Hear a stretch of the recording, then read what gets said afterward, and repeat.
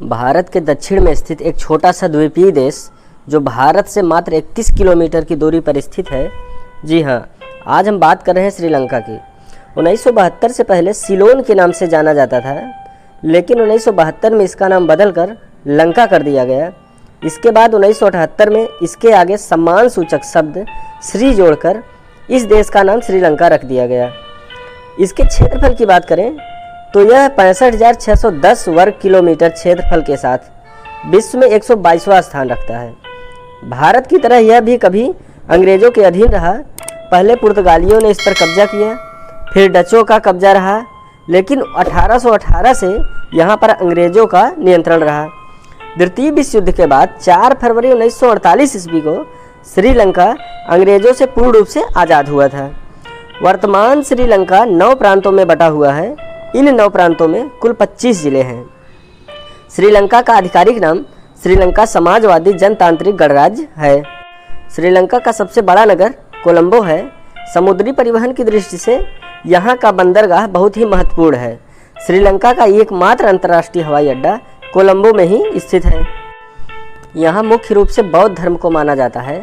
बौद्ध धर्म को यहाँ के 70% से भी ज़्यादा लोग मानते हैं तथा हिंदू धर्म को 12.6% लोग मानते हैं और मुस्लिम धर्म को 9.7 एवं ईसाई 7.4% लोग मानते हैं। इनकी कुछ क्षेत्रीय जातियाँ भी हैं, जैसे यहाँ के निवासियों में 74% यानी 74% सिंगली, 18% तमिल तथा शेष अन्य जातियाँ पाई जाती हैं। भाषा की बात करें तो मुख्य रूप से यहाँ सिंघली व तमिल भाषा बोली जाती है। जनसंख्या में यह 57वें यानी 57वें नंबर पर आता है। इसकी जनसंख्या 2 करोड़ 20 लाख के लगभग है। यहाँ का राष्ट्रीय खेल वॉलीबॉल है, लेकिन यहाँ के लोग क्रिकेट को बहुत ही ज़्यादा पसंद करते हैं। क्रिकेट की दीवानगी का ही नतीजा था कि श्रीलंका को क्रिकेट टीम ने यानी श्रीलंका की जो क्रिकेट टीम है उसे 1996 में पहली बार क्रिकेट वर्ल्ड कप का खिताब अपने नाम किया था। दोस्तों, श्रीलंका शिक्षा के मामले में बहुत ही आगे है। इसका अंदाज़ा आप इस बात से भी लगा सकते हैं कि यहाँ की 92% यानी 92% आबादी साक्षर है। श्रीलंका लंबे समय तक गृह युद्ध की मार झेलता रहा।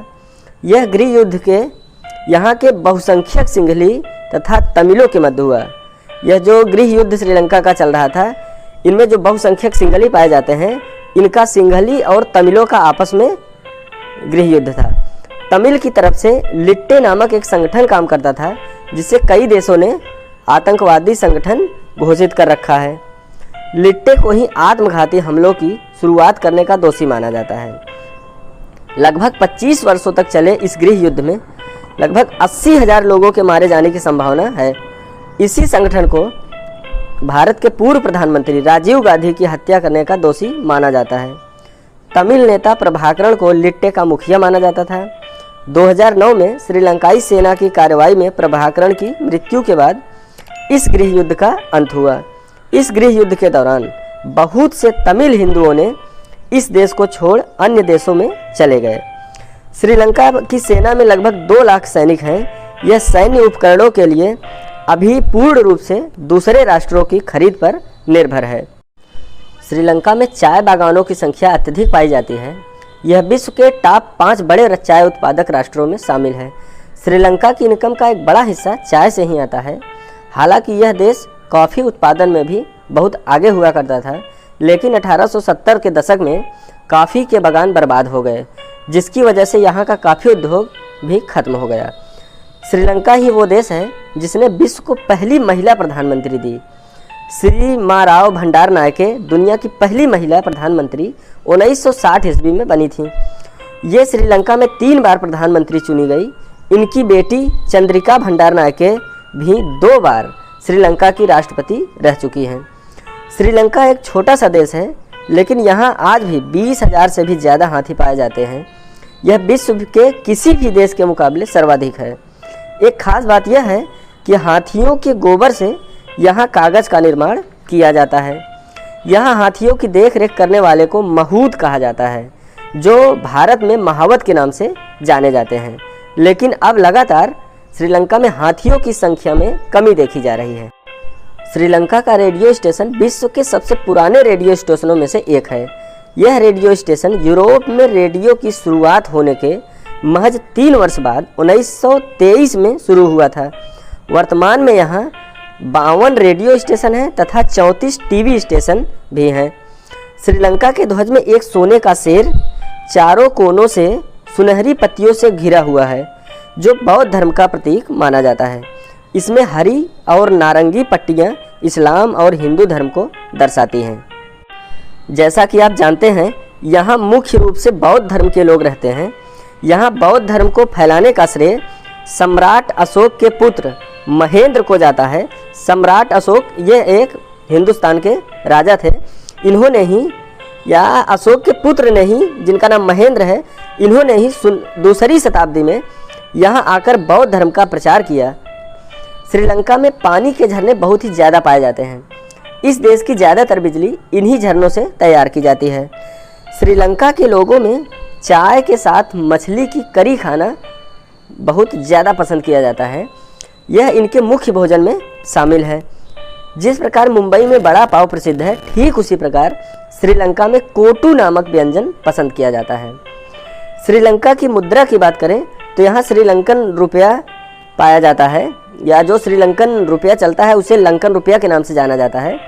भारतीय रुपये की कीमत यहाँ के 2.72 श्रीलंकन रुपये के बराबर है।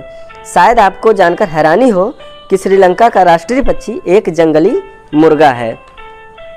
बॉलीवुड में खास पहचान रखने वाली फेमस अभिनेत्री जैकलीन फर्नांडिस श्रीलंका की ही रहने वाली हैं। जैकलीन 2006 में मिस श्रीलंका यूनिवर्स रह चुकी हैं। भारत और अन्य देशों के नारियल की तुलना करें तो श्रीलंका में पाए जाने वाले नारियल अन्य नारियलों की अपेक्षा काफ़ी बड़े होते हैं। श्रीलंका का सबसे ऊंचा पॉइंट माउंट पिड्रो नामक पहाड़ है, जिसकी ऊंचाई 2524 मीटर है। स्थानीय लोग इसे पिदरू तालांगला कहते हैं। यहाँ आम नागरिकों का जाना मना है, क्योंकि यह जो है पर्वत या सबसे ऊंचा पॉइंट सैनिकों के कब्जे में है तथा सेना इसे अपने कार्य के लिए इस्तेमाल करती है। धार्मिक दृष्टि से श्रीलंका का कैंडी शहर प्रसिद्ध है। यहाँ एक बौद्ध मंदिर है, जहाँ माना जाता है कि भगवान बुद्ध के एक दांत का अवशेष अभी तक सुरक्षित रखा हुआ है। धार्मिक दृष्टि से भारतीयों का श्रीलंका से गहरा संबंध रहा है।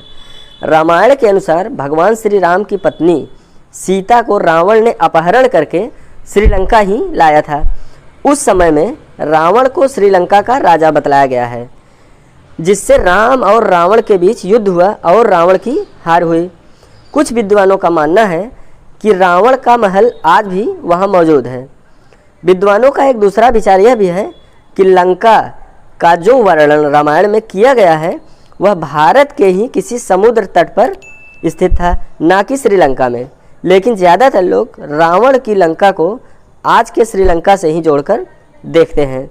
जो भी हो, लेकिन धार्मिक दृष्टि से श्रीलंका का लगाव भारतीयों के लिए अहम है। तो दोस्तों, अगर ये जानकारी आपको अच्छी लगी हो तो हमारे YouTube चैनल को सब्सक्राइब करें। धन्यवाद।